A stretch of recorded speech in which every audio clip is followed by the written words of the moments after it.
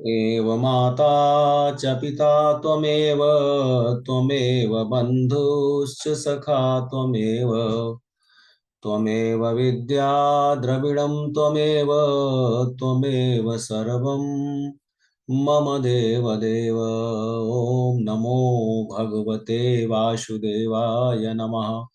ॐ नमो भगवते वासुदेवाय नमः। ॐ नमो भगवते वासुदेवाय नमः।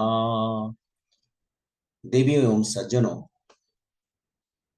गोस्वामी तुलसीदास जी महाराज द्वारा रचित श्री रामचरितमानस के बाल कांड में निहित कतिपय प्रसंग आप सबके समक्ष प्रस्तुत करने हेतु उपस्थित हूं। मर्यादा पुरुषोत्तम प्रभु श्री राम इस संपूर्ण ब्रह्मांड के आधार है।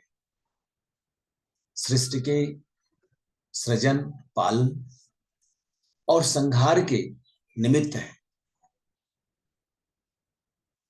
सनातन धर्म में प्रचलित बहुदेववाद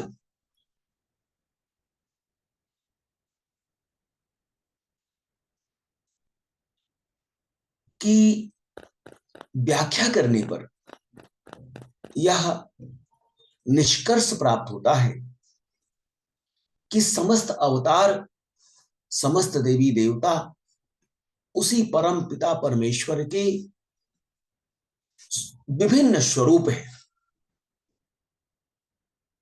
गोस्वामी जी महाराज ने मर्यादा पुरुषोत्तम प्रभु श्री राम को उस परम पिता परमेश्वर का मानव स्वरूप माना है। गोस्वामी जी महाराज कहते हैं कि जिस व्यक्ति को, जिस प्राणी को श्री रघुनाथ जी की कृपा प्राप्त हो जाए, वह इस संसार के समस्त बंधनों से शीघ्र ही मुक्ति प्राप्त कर लेता है। और ऐसे लोग जिनको श्री रघुनाथ जी प्रिय नहीं है, श्री रघुनाथ जी से द्वेष पूर्ण भावना रखते हैं, ऐसे रघुनाथ जी के प्रेम के बिना उन्हें कोई प्राप्त नहीं कर सकता। जे श्रद्धा संबल रहित नहीं संतन कर साथ, तिन कहूँ मानस अगम अति जिनहि न प्रिय रघुनाथ। जिनके पास भगवान राम के प्रति श्रद्धा रूपी खर्च नहीं है और जिन्हें सत्संग नहीं प्राप्त होता है, जिन्हें संतों की संगति नहीं प्राप्त होती है और जिन्हें श्री राम जी प्रिय नहीं है, उनके लिए यह मानस अत्यंत ही दुरूह है, अगम है, क्लिष्ट है, सहज रूप में समझने योग्य नहीं है। अर्थात श्रद्धा, सत्संग और भगवत प्रेम के बिना इस मानस को समझ पाना सहज नहीं है। कोई भी व्यक्ति जो श्रद्धा से रहित है, जिसे सत्संग का अवसर नहीं मिला है और जिसे भगवान के प्रति प्रेम नहीं है, भगवान के प्रति निष्ठा नहीं है, ऐसा प्राणी कभी भी श्री रामचरितमानस के मर्म को नहीं पा सकता। जो करी कष्ट जाई पुनि कोई, जातहि नींद जुड़ाई होई। जड़ता जाड़ विषम उर लागा, गयहु नम जन पावय भागा।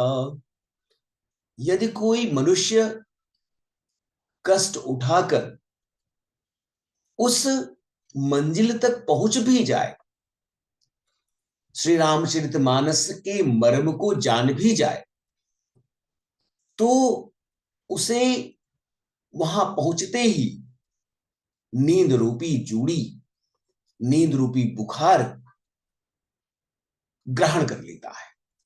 हृदय में मूर्खता रूपी कड़ा जाड़ा प्रतीत होने लगता है, जिससे वहां जाकर भी व्यक्ति वह दुर्भाग्यशाली व्यक्ति उस श्री रामचरित मानस रूपी सरोवर में, अमृत सरोवर में स्नान नहीं कर पाता। करी न जाई सर मज्जन पाना, फिर आवई समेत अभिमाना। जो बहोरी कछु पूछन आवा, जो बहोरी को पूछन आवा, सर निंदा करिता ही बुझावा। उससे उस अमृत रूपी तालाब में स्नान और उसका जलपान तो किया ही नहीं जाता, वह अभिमान सहित लौट आता है। फिर यदि कोई उससे वहां का हाल पूछने लगता है, उस अमृत रूपी सरोवर के स्नान के प्रभाव के बारे में पूछने लगता है, तो अपने दुर्भाग्य की बात न कहकर उस अमृत रूपी सरोवर की निंदा करने लगता है। उस अमृत रूपी सरोवर जो श्री रामचरित मानस का स्वरूप है, उसकी निंदा करने लगता है। सकल विघ्न व्यापहि नहीं तेहि, राम सुकृपा बिलो कहीं जेहि। सोई सादर सर मज्जनु करई, महाघोर त्रैताप नजरई। ये सारे विघ्न उसको नहीं व्यापते, बाधा नहीं पहुंचाते हैं, जिससे श्री रामचंद्र जी की सुंदर कृपा दृष्टि प्राप्त हो जाती है। वही आदर पूर्वक इस मानस रूपी सरोवर में स्नान कर पाता है। अपने मल को, अपने कलुष को, अपने अंतर मल के कालिमा को वो सहज ही श्री रामचरित मानस रूपी सरोवर में स्नान करके धो डालता है और महान भयानक त्रिताप से सदैव मुक्ति प्राप्त कर लेता है। आध्यात्मिक, आधिदैविक और आधि भौतिक इन तीन तापों से अवमुक्ति श्री राम की कृपा के बिना संभव नहीं है। ते नर यह सर तजहि न काऊ, जिनके राम चरण भल भाऊ। जो नहाई चाह यही सर भाई, सो सत्संग करो मन लाई। सत्संग ही वह मूल मंत्र है, जिसके प्रभाव में आकर कोई भी व्यक्ति, कोई भी प्राणी सहज ही श्री राम के चरणों में अनुरक्ति प्राप्त कर सकता है, उनकी भक्ति का अधिकारी हो सकता है। जिनके मन में श्री राम जी के चरणों में सुंदर प्रेम है, वह इस राम कथा रूपी सरोवर को कभी नहीं छोड़ते। ही भाई, जो इस सरोवर में स्नान करना चाहे, वह मन लगाकर सत्संग करे। अस मानस मानस चह चाखी, अस मानस मानस चख चाही। भई कवि बुद्धि विमल अवगाही, भयउ हृदय आनंद उछाहू। उमगे प्रेम प्रमोद प्रबाहू। ऐसे मानस सरोवर को हृदय के नेत्रों से देखकर और उसमें गोता लगाकर स्नान करके डुबकी लगाकर कवि की बुद्धि निर्मल हो गई है, पवित्र हो गई है। हृदय में आनंद और उत्साह की अनुभूति हो रही है तथा प्रेम और आनंद का प्रवाह उमड़ पड़ाया है। चली सुभग कविता सरिता सो, राम विमल जस जल भरिता सो। सरजू नाम सुमंगल मूला, लोक वेद मत मंजुल कूला। उससे वह सुंदर कविता रूपी नदी प्रवाहमान हो चली, जिसमें श्री राम जी का निर्मल यश रूपी जल भरा हुआ है। इस मानस की कविता रूपिणी नदी का नाम सरयू है, जो संपूर्ण सुंदर मंगलों की जड़ है।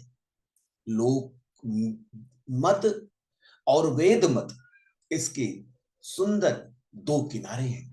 नदी पुनीत सुमानस नंदिनी, कलिमल तृण तरुमूल निकंदिनी। यह सुंदर मानस सरोवर की कन्या सरजू नदी परम पवित्र है और कलिजुग के अनेकों छोटे बड़े पाप रूपी तिनकों और वृक्षों को जड़ से उखाड़ फेंकने वाली है। श्रोता त्रिविध समाजपुर, ग्राम नगर दुहकूल, संत सभा अनुपम अवध, सकल सुमंगल मूल। तीनों प्रकार के श्रोताओं का समाज ही इस नदी के दोनों किनारों पर बसे हुए गांव हैं और नगर हैं, तथा संतों की सभा ही सब सुंदर मंगलों की जड़ अनुपम अयोध्या है। अयोध्या वह स्थल है, वह पवित्र धरती है जो युद्ध के लिए नहीं, प्रेम के लिए जानी जाती है। राम भगति सुर सरतहि जाई, मिली सुकीरति सरजू सुहाई। सानुज राम समर जसु पावन, मिले महानदु सोन सुहावन। सुंदर कीर्ति रूपी सुहामनी सरजू राम भक्ति रूपी गंगा में जा मिली। छोटे भाई श्री लक्ष्मण सहित श्री राम जी के युद्ध का पवित्र यश रूपी सुहावना महानद सोन उसमें आ मिला। जुग बीच भगति देव दुनि धारा, सोहति सहित सुबिरति विचारा। त्रिविध ताप त्रासक तिमुहानी, राम स्वरूप सिंधु समुहानी। दोनों के मध्य में भक्ति रूपी गंगा की धारा ज्ञान और वैराग्य के सहित सुशोभित है। ऐसी तीनों पापों को डराने वाली यह तिमुहानी नदी राम स्वरूप रूपी समुद्र की ओर प्रवाहमान है। मानस मूल मिली सुर सरही, सुनत सुजन मन पावन करही। बिच बिच कथा विचित्र विभागा, जनु सर तीर तीर बन बागा। इस सुंदर कीर्ति रूपी सरजू का मूल श्री रामचरित मानस है और यह श्री राम की भक्ति रूपी गंगा में मिली है। इसलिए यह सुनने वालों सज्जनों के मन को परम पवित्र करने वाली है। इसके बीच बीच में जो भिन्न भिन्न प्रकार की विचित्र कथाएं हैं, वह ही मानो नदी तट के आसपास के वन और बाग हैं। उमा महेश विवाह बराती, ते जलचर यगनित बहुभांति। रघुबर जन्म आनंद बधाई, भंवर तरंग मनोहरताई। श्री पार्वती जी और भगवान शंकर के विवाह के बराती इस नदी में असंख्य प्रकार के जलचर जीव हैं। श्री रघुनाथ जी के जन्म की आनंद बधाइयां ही इस नदी के भंवर और तरंगों की मनोहरता है। मर्यादा पुरुषोत्तम प्रभु श्री राम की लीलाएं, उनका गान श्री रामचरितमानस में गोस्वामी जी ने प्रस्तुत करके जनमानस को सहज ही अवमुक्ति का मार्ग प्रदान किया है। श्री रामचरितमानस के नित्य श्रवण से, पारायण से, चिंतन से, मनन से, ध्यान से श्री राम जी की भक्ति सहज ही प्राप्त हो जाती है और व्यक्ति इस भवसागर से पार होकर मोक्ष के द्वार